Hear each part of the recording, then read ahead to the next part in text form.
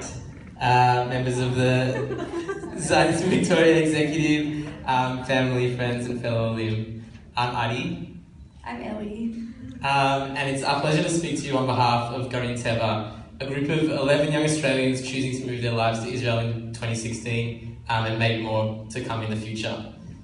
We're really touched by the support that we've received from the Zionist Federation and the Jewish Agency, and most notably from Rinat and Miri.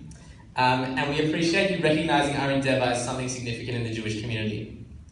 We wanted to share a little bit with you about who we are and what we're doing. The six of us here, myself, Ellie, Jared, Mia, Greg and Anne, are members of Habonim Draw, the Labour Zionist youth movement. Some of us grew up in the movement.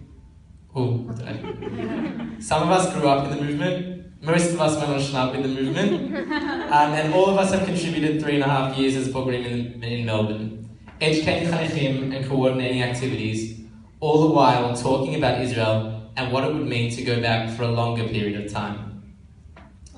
There is a lot more that went into getting us to this point, but we won't bore you with the details.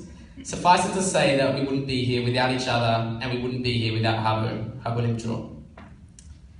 All the youth movements play an important role in educating the youth of our community, in teaching them values and encouraging a love of Israel.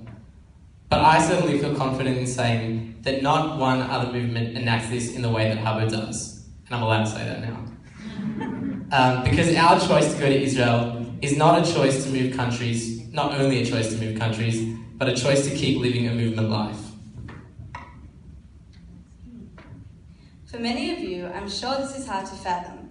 Surely they're getting a little old, we hear that you say.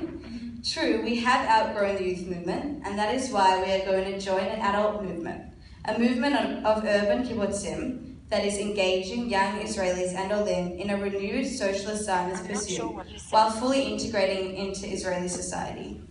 A kibbutz movement of small, intimate futsal, with an industry of education and social change. For as Chagai Alon, a former consultant to the Minister of Defence and a writer for Ma'ariv newspaper said, the time has come to move from physically draining the swamps to figuratively draining the social and educational swamps of the society.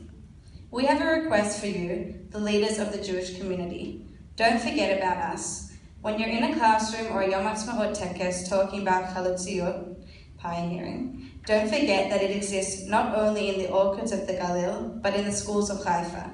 Don't forget that it exists not only in 1926, but also in 2016. In many ways, Aliyah today is easier than it has been in the past, but in some ways it is also harder. Our generation knows a lot less ideological clarity than previous ones. Likewise, we no longer have a single home, but many to choose from. In this vein, we don't know if this Aliyah will be a permanent one. You may see us walking the streets of Melbourne 10 or even 2 years' time, but it is a wholehearted one. Our movement has taught us to live intentional Jewish lives and to take responsibility over our society. For us to move to Israel is not to merely say that we want to be members of it, but that we want to shape and drive its future. Hopefully soon we'll be able to report back. Until then, thanks for all your support. Alef Hashem.